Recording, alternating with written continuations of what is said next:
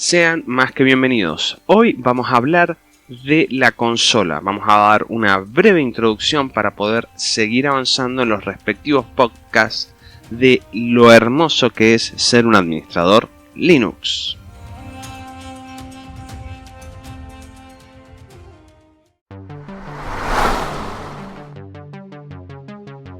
Esto es Diario de Guerra IT, nuestro pequeño espacio tecnológico.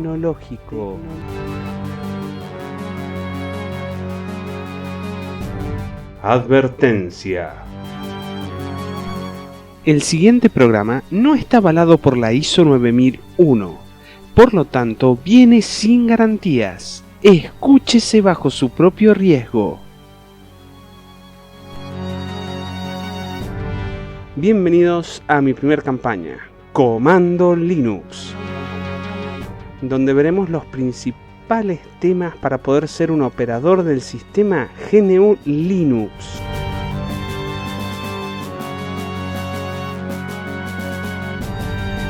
Este podcast de ningún modo puede tomarse como un curso de GNU Linux, pero puede ser de mucha ayuda si estás haciendo uno. Asimismo, la caja de comentarios puede ser tomada como una especie de foro, donde si quieren pueden hacer preguntas sobre el tema dado o simplemente preguntar algo relacionado con la campaña en general. Durante los podcasts voy a tratar de explicar sin muchos tecnicismos qué es un sistema operativo, qué es GNU Linux, qué es una distro, el árbol de directorios en GNU Linux, cómo manejar los textos, usuarios y grupos, montaje, cómo instalar los programas, los procesos en GNU Linux y finalmente la instalación de un sistema operativo. Así que sin más preámbulos, te invito a escuchar el podcast de hoy.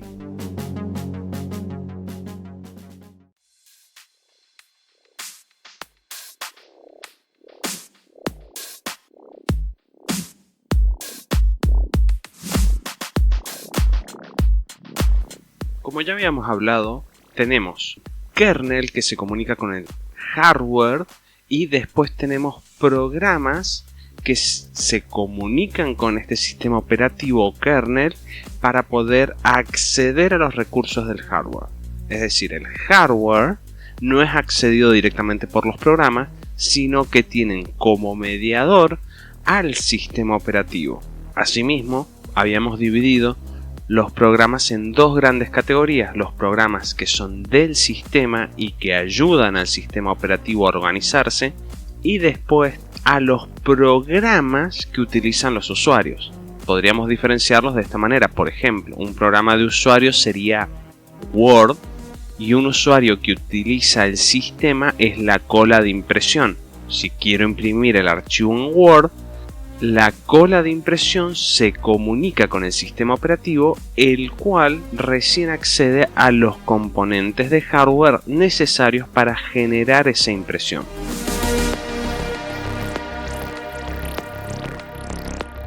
En Windows, esos programas son parte del sistema operativo Microsoft que estemos usando. Sin embargo, en GNU Linux nosotros podemos reemplazar cualquier herramienta del sistema por otra. Si no nos agrada, o nos cambiamos de distro, o a mano podemos reemplazar ese programa que no nos gusta.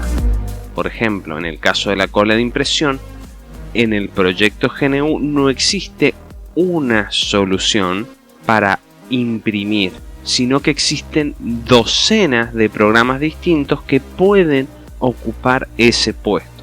Es por ello que la interfaz gráfica en Linux es totalmente opcional, porque no existe una sola solución para ese problema, sino que tenemos disponibles múltiples cantidades de opciones. Lo único que es esencial para el sistema es la consola. Como la interfaz gráfica es totalmente opcional, es que la consola adquiere un peso totalmente distinto. Prácticamente todo lo que se puede hacer por interfaz gráfica a nivel de administración del sistema también se puede hacer por consola. Asimismo, tenemos editores de texto, tenemos reproductores de audio, editores de imágenes, tenemos una gran y vasta cantidad de programas que podemos usar sin necesidad de la interfaz gráfica. Ejemplo de ellos son Nano, que es un gran editor de texto por consola. Tenemos IMG Magic, que es un generador de imágenes y editor de imágenes al mismo tiempo. Como la interfaz gráfica es opcional, Linux tiene un sistema de consolas virtuales que siempre están disponibles para los usuarios. Estas consolas virtuales por lo general van de la 1 a la 7 y son representadas como las TTY1, TTY2 y así sucesivamente hasta las 7. Estas consolas siempre pueden accederse a través de los atajos del teclado, que son Control Alt F1 para llegar a la consola 1, Control Alt F2 para llegar a la consola 2 y así sucesivamente hasta llegar a la 7. Estas consolas están corriendo constantemente en el sistema a la espera de que el usuario haga uso de ellas. Sin embargo, estas consolas no están logueadas a menos que el usuario ingrese su usuario y contraseña. Es decir, no basta con que el sistema desde la interfaz gráfica haya iniciado sesión para que estas consolas hagan lo mismo. Son independientes de la interfaz gráfica.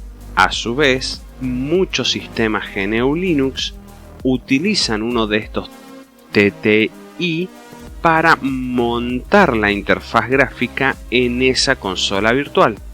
Entonces, si apretamos Control Alt F7 nos va a llevar en la mayoría de los sistemas Linux a la interfaz gráfica. Al iniciar una máquina, esta inicia en modo consola. Tenemos distintos run levels que nos permiten utilizar esta máquina solo por consola. El run level 1 es muy similar a lo que sería en Windows el modo a prueba de fallos. Un kernel que carga los programas mínimos y necesarios para poder arrancar el sistema. Nos va a mostrar una consola en la que solo podremos ingresar texto y de esa manera poder evaluar qué es lo que le pasa al sistema operativo. Una vez que ingresemos a la consola, lo que nos vamos a encontrar es la interfaz de línea de comandos o Command Line Interface o CLI coloquialmente. Es la forma preferida para controlar una computadora por la mayoría de los usuarios de Linux. La CLI se basa únicamente en la entrada por teclado. Todo lo que quieres que tu computadora haga se retransmite escribiendo comandos en lugar de ir haciendo clic en los iconos. Una ventana de terminal muestra un prompt o símbolo.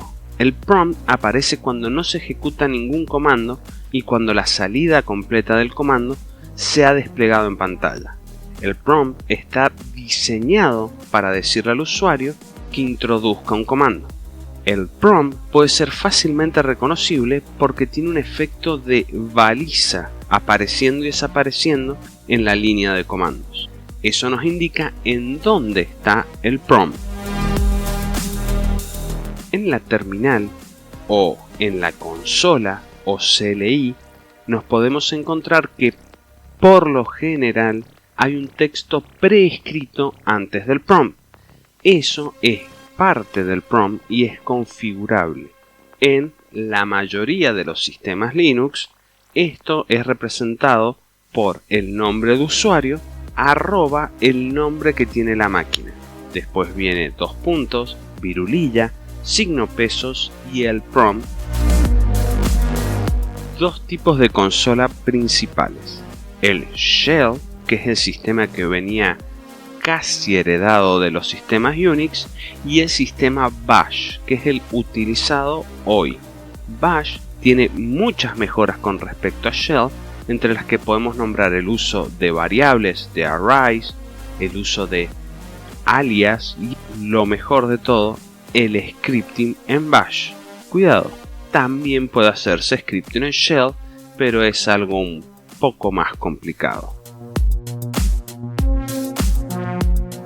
Para lanzar un comando en la terminal debemos saber que los comandos están compuestos de 3 partes: el comando en sí, las opciones del comando y los argumentos. Podemos definir, por ejemplo, ls, que es un comando que ve el interior de una carpeta y lo imprime en pantalla, como un ejemplo de un comando que no tiene ni opciones ni argumentos. Sin embargo, si hacemos ls -lh, vamos a ver la misma salida, pero esta vez en forma de lista y con el peso de cada uno de los archivos.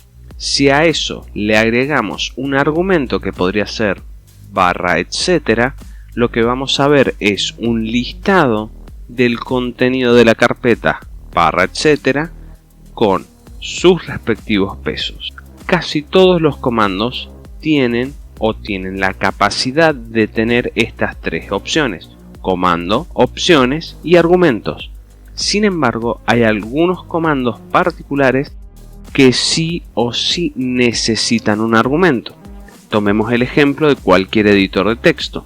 Si yo quiero editar un texto o crear un texto, voy a necesitar darle un argumento al editor de texto. Si yo quiero editar mi currículum con un editor de texto, tengo que escribir editor de texto, espacio su argumento, que vendría a ser curriculum.txt.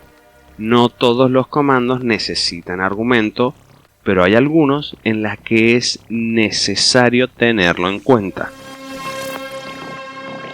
Un comando que nos puede ser de mucha ayuda cuando empezamos a utilizar los sistemas Linux es el comando history. History lo que nos permite es ver todos los comandos que se metieron en esa consola o terminal desde prácticamente el principio de la instalación de esta máquina. Esto, si bien es útil para los usuarios avanzados de Linux, para los iniciados nos va a permitir ver qué comandos se fueron usando y tal vez agrandar nuestra lista de comandos usados con algún comando nuevo. También nos va a servir, si estamos haciendo algunas prácticas, saber qué comando usamos la última vez que nos sentamos en la terminal. Tengan cuidado que si van cambiando de máquinas el historial no los va a acompañar.